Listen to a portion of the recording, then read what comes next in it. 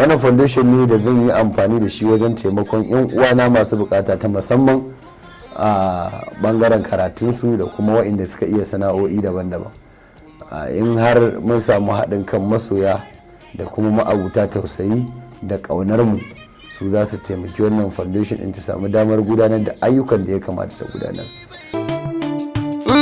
Garin masoyi da wallani na sani bai nisa, duk wanda ya so ni ba zan ki gwada mai so ba zan kasa roƙon wanda bai gajiro wannan ba. Mai kyauta ya ƙara ko ba kai godiya gone ba, ya ƙaro wadata hada ɗaukaka gun masoyi babba. Allahu ga Alhaji Nasiru don na kare shi ba danni ba. Babban masoyi ne Alhaji Nasiru da mai datta, rabo muke Allah ya ƙara ɗaukaka gun ka ba dan mu ba. Babban masoyi ne Alhaji Nasiru da mai datta ko, roƙo nake Allah ya ƙara ɗaukaka gun ka ba danni ba. Babban masoyi ne Alhaji Nasiru da mai datta, rabo muke Allah ya ƙara ɗaukaka gun ka ba dan mu ba. A wasa daban, hakikanin gaskiya muna mai matuƙar godiya ga waɗanda suka tara munan da ku dukanku da kuka samu halartar wannan taro, kuma muna so mu tabbatar maku da cewar sojojin Najeriya suna nan suna bakin ƙoƙarinsu su tabbatar da cewar 'yan ta'adda na Boko Haram mun ga bayansu nan ba da wani lokaci ba. Ko da hakan ta kama za mu sadaukar da rayuwarmu domin ƙasar nan ta zauna lafiya. Tabbaci hakikan hajiya da gaske nake yi, duk sanda muke barin gida muna ban kwana da iyalinmu ko mu dawo ko ba mu dawo ba domin a zauna lafiya, kuma za mu ci gaba da haka. Yanzu haka ma kuma 'yan uwanmu da suke bakin daga a hakan suke.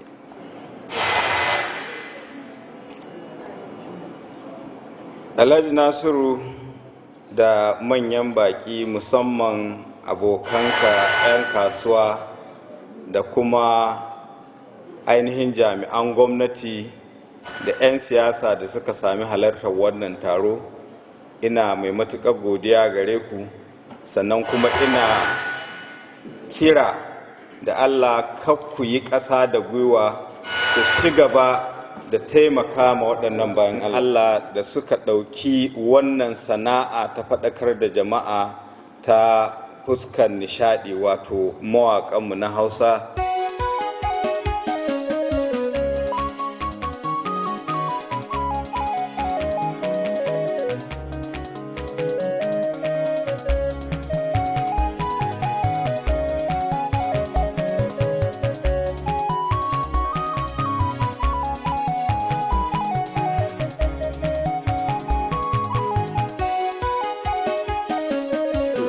Wayo abin tausayi mata musamman gurin yin naƙudar haihuwa. Wayo abin tausayi mata musamman gurin yin naƙudar haihuwa.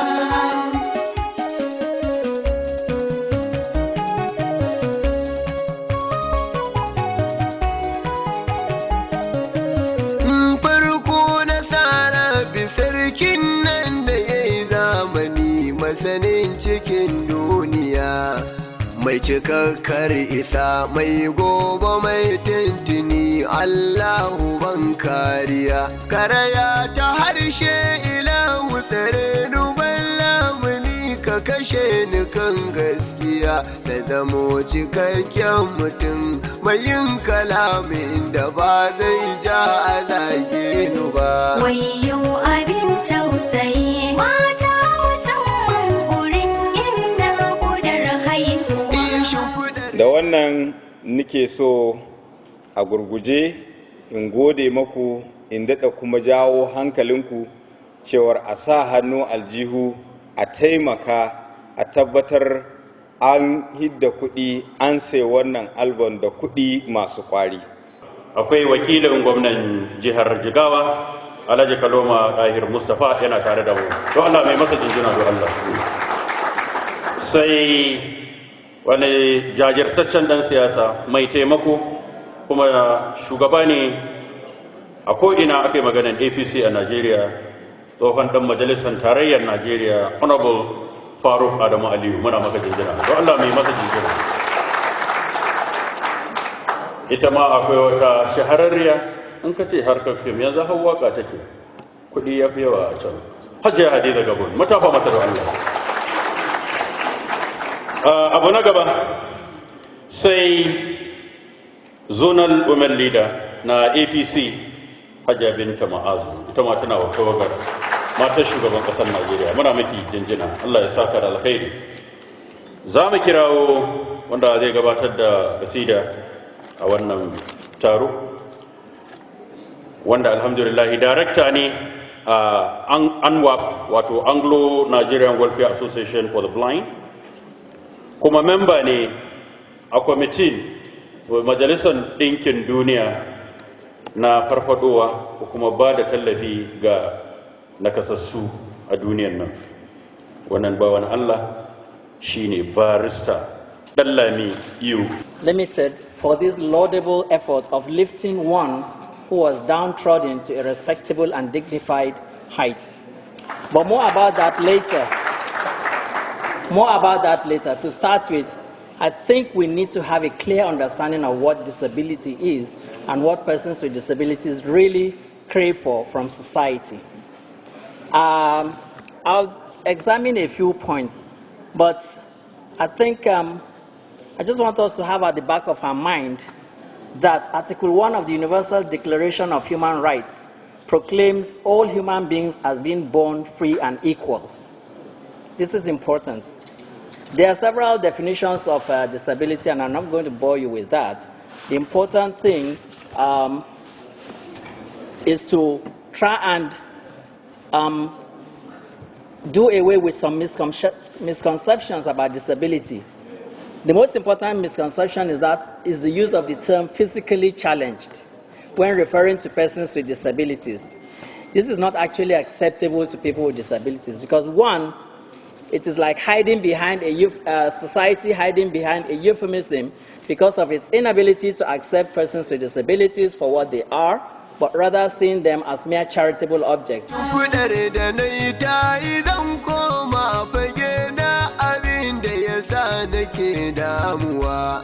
Mai isar hankali shi zai matsa kan ya san ko me yake faruwa. Hatsarin da mata suke a cikinsa ko yaushe ne gunna ƙudar haihuwa. Nazarin hakan ne ya sa na ji hankali na kamar ba a jiki yake ba. Wayyo abin tausayi mata musamman gurin yin naƙudar haihuwa.